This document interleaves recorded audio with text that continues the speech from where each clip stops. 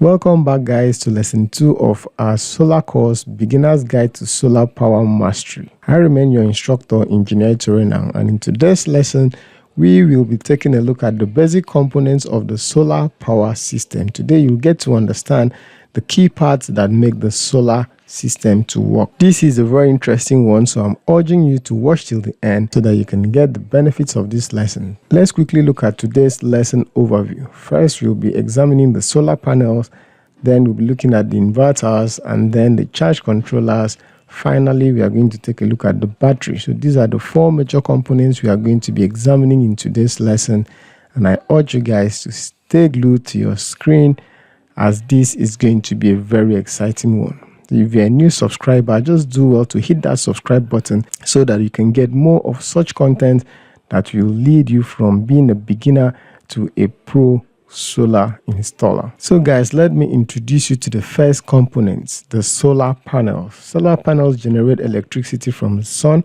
converting light and heat energy to direct current. They are the power generators. The light rays comes from the sun and strikes the surface of the solar panel, and with the photovoltaic technology used to manufacture the panels, it converts that light energy from the sun to electrical impulses in the form of direct current. So the second point here says that solar panel uses PV cells to absorb sunlight and convert it into direct current electricity. We will be taking a detailed look at the solar panels in our subsequent edition, but for now let's just quickly see the types of solar panels that we have. The types of solar panels are 1. The monocrystalline, 2. the polycrystalline, and 3. the thin film. These are the 3 types that are available in the market, and like I said, in subsequent lessons we are going to really break down these things so that you can see the picture and know how they operate. We'll also get to know the advantages, the disadvantages, and the functions of each of these types of solar panels. Now let me introduce you to the second component, the inverters. Now these are the power converters. When energy from the sun strikes the solar panel, like we said earlier, they are converted to electrical energy in the form of direct current. Now the direct current can only be used by a handful of appliances which were made to use DC current, but most of our household appliances make use of alternating current. So that is where the inverter comes in. The inverter will take the direct current from the solar panels and convert it to the alternating current that will make it useful for most of the appliances in our homes. So here I've written that it converts DC electricity from the panels to AC for home use. Now, depending on the type of inverter you purchase, it can also serve another purpose. The second purpose is that it will charge the batteries. Now, it's not all the system that will require batteries, but for the system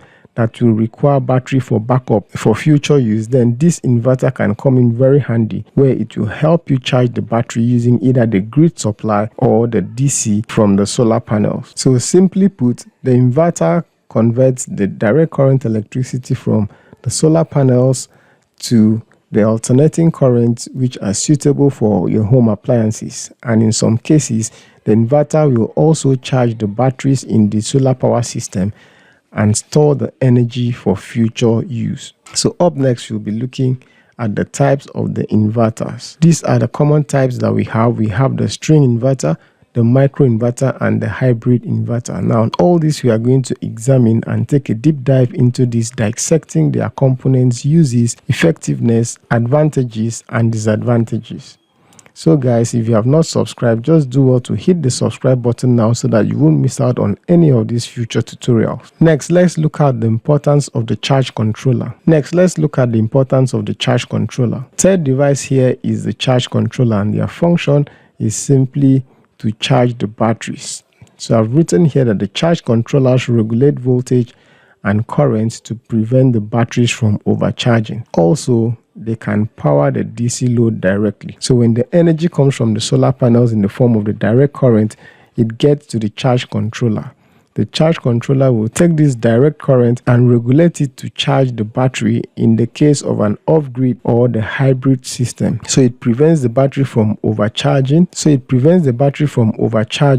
only giving it the right amount of voltage and current it needs per time. This helps to preserve the battery and increase its lifespan. Next up, let's see the types of charge controllers there are in the market. We have two major types. One is the pulse width modulation and the next is the maximum power point tracking. All this we are going to examine in a future lesson, and we are going to see the technology behind it and the advantages and disadvantages of each. We'll also see the scenarios whereby each of them are being applied. Up next is the function of the batteries. Batteries are used for storing power for when you need it in future. It also serves as a backup power during outage. So the batteries are not used in every kind of installation, but for the installations that need battery, they use them in storing power so that when the sun is no longer available, let's say in the night, the power can now come from the battery and then your entire system will function very well. Or in the case there is a grid outage, the battery can also serve as a backup source of power. So let's look at the types of batteries that we have. First, we have the lead acid battery, which also have different types. We have the flooded lead acid and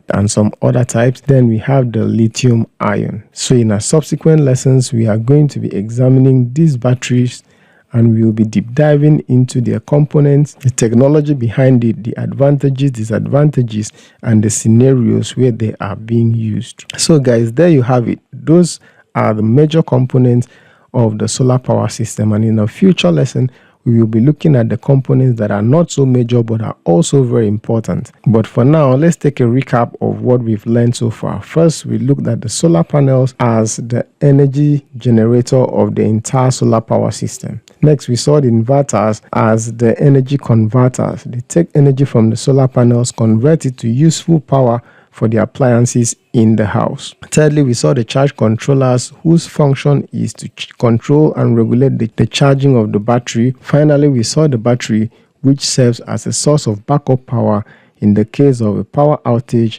or in the night where the sun is no longer available. So guys, there you have it. So guys, I hope you did enjoy this tutorial, and I hope you did get something valuable. If you did, just do well to share, like, and comment in the section. You can also leave any kind of question there, and we will do well to respond to it. If you are looking to become a solar professional, we have built this community. We have curated lots of courses that you can learn and become a solar pro in 30 days or less. So guys, all you need to do is to check out the link in the description and see if this course is a good fit for you. Then you can jump in the train and get started. Thank you guys for your time. I'll see you in the next lesson.